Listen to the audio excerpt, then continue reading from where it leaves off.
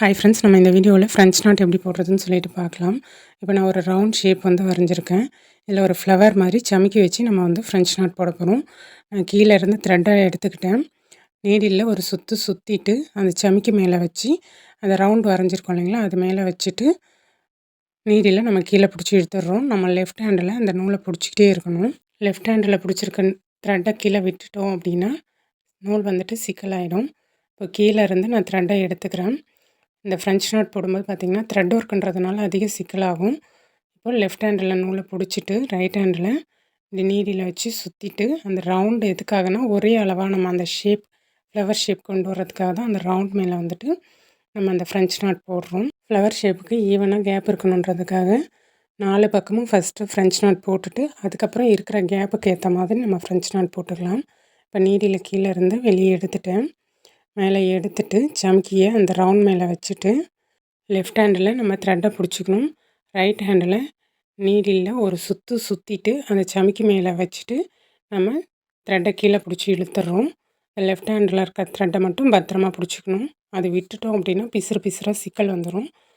எப்போயுமே thread work பண்ணும்போது மற்ற மெட்டீரியல்ஸை வச்சு ஒர்க் பண்ணாமல் த்ரெட் ஒர்க்கை முடிச்சுட்டு நம்ம மற்ற பீட்ஸோ இல்லை ஜர்தோசி அந்த மாதிரி ஒர்க்கெல்லாம் பண்ணோம், ஸ்டோன் செயினெல்லாம் ஒர்க் பண்ணோம் அப்படின்னா நமக்கு வந்து த்ரெட் அதிகம் சிக்கலாகாது. அதுவே நம்ம அந்த ஒர்க்கெல்லாம் முடிச்சுட்டு த்ரெட் ஒர்க் பண்ணும்போது நமக்கு அந்த த்ரெட்டில் வந்துட்டு அந்த மெட்டீரியல்ஸ்லாம் பிடிச்சி இழுக்கும். நமக்கு ரொம்ப கஷ்டமாக இருக்கும்.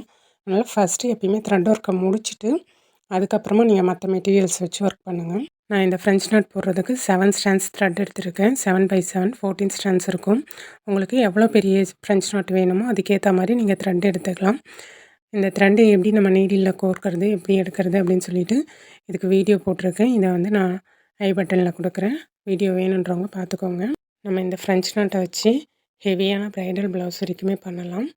இது வந்துட்டு பார்த்திங்கன்னா நான் ரவுண்ட் ஷேப் ஃப்ளவர் மாதிரி எடுத்திருக்கேன். இதுவே வந்து நீங்கள் ஃபில்லிங்க்கு, ஃப்ளவர் ஃபில்லிங்க்கு, பெட்டல்ஸ்க்கு அந்த மாதிரி எந்த டிசைன்ஸ்க்கு வேணாலும் நம்ம யூஸ் பண்ணிக்கலாம். இந்த ஃப்ரெஞ்ச் நாட்டில் பார்த்திங்கன்னா நான் சமிக்கி யூஸ் பண்ணியிருக்கேன். நீங்கள் சமிக்கி யூஸ் பண்ணாமலும் வந்து ஃப்ரெஞ்ச் நாட் போடலாம். இந்த ஃப்ரெஞ்ச் நாட் கற்றுக்கிட்டிங்க அப்படின்னா நமக்கு ஆரி ஒர்க்கே தெரியல அப்படின்னா கூட இந்த ஃப்ரெஞ்ச் நாட்டை மட்டுமே வச்சு ஒரு ப்ரைடல் ப்ளவுஸ் வரைக்குமே நம்ம பண்ணலாம். இப்போ அந்த ரவுண்டோடையே ஒரு ஆஃப் சைடு வந்து ஃபுல்லாக ஒர்க் பண்ணி முடிச்சுட்டேன். இன்னொரு சைடும் அதே மாதிரி ஈவனாக வந்து நம்ம ஃப்ரெஞ்ச் நாட் போட்டு எடுத்துக்கலாம். இப்போது கீழே இருந்து நான் நீடில் எடுத்துக்கிறேன். எடுத்துட்டு லெஃப்ட் ஹேண்டில் நம்ம அந்த த்ரெட்டை பிடிச்சிக்கணும். ரைட் ஹேண்டில் நீடில் பிடிச்சிக்கணும். நம்ம எந்த இடத்துல கரெக்டாக நாட் போட போகிறோமோ அந்த இடத்துல கரெக்டாக சமிக்கியை வச்சுட்டு நீடில் நூலை ஒரு சுற்றிட்டு நம்ம நீடில் கீழ்ப்பக்கமாக பிடிச்சி இழுத்தோம் அப்படின்னா நமக்கு நாட்டு விழுந்துடும். ஒரு சுற்றணும் அப்படின்னா நமக்கு சிங்கிள் நாட்டாக விழும். இதுவே 2 சுற்றணும் அப்படின்னும் போது நாட்டு டபுள் நாட்டாக பெருசாக விழும். இந்த வீடியோ பிடிச்சிருந்தால் லைக் பண்ணுங்கள், ஷேர் பண்ணுங்கள், கமெண்ட் பண்ணுங்கள், மறக்காமல் சப்ஸ்கிரைப் பண்ணிக்கோங்க.